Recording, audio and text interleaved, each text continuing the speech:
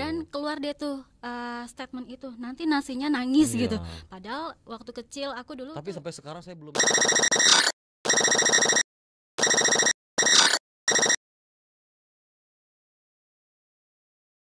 Dan kalau kita bicara ya ini bukan tingkat generasi ya. Bukan tingkat generasi yang sekarang saja, bahkan Iya.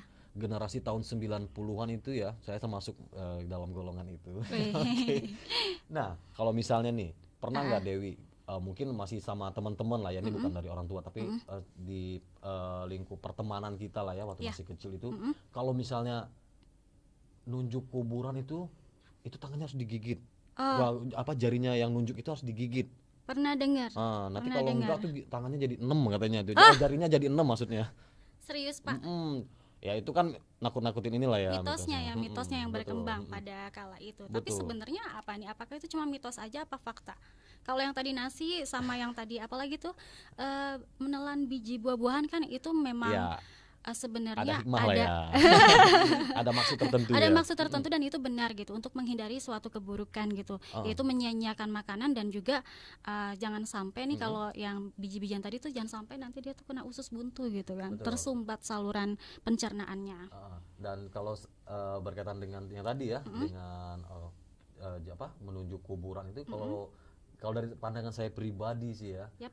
ya mungkin teman-teman kita tuh nggak mau kita tuh kalau bermain tuh di wilayah-wilayah yang itu bisa dikatakan kan itu wilayah-wilayah yang jauh dari pemukiman gitu ya, jauh dari pemukiman. Jadi kalau misalnya kita bisa sampai nunjuk berarti kan itu dekat.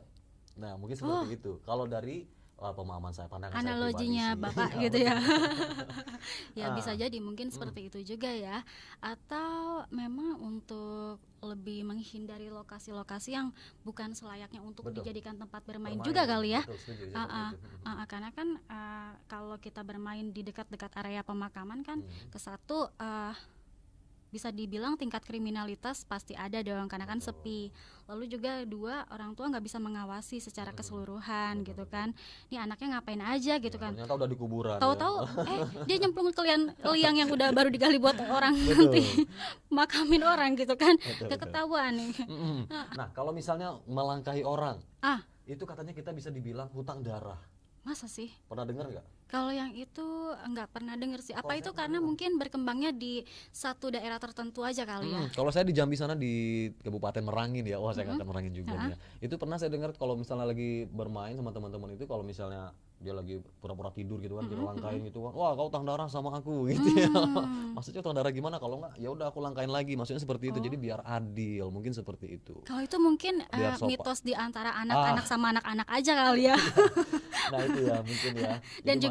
Dan juga maksud itu biar sama-sama saling menghargai dan bertindak secara sopan gitu ya, sopan santun lah sama kawan-kawan bermain ya, gitu ya. Walaupun satu umur ya, seusia gitu ya.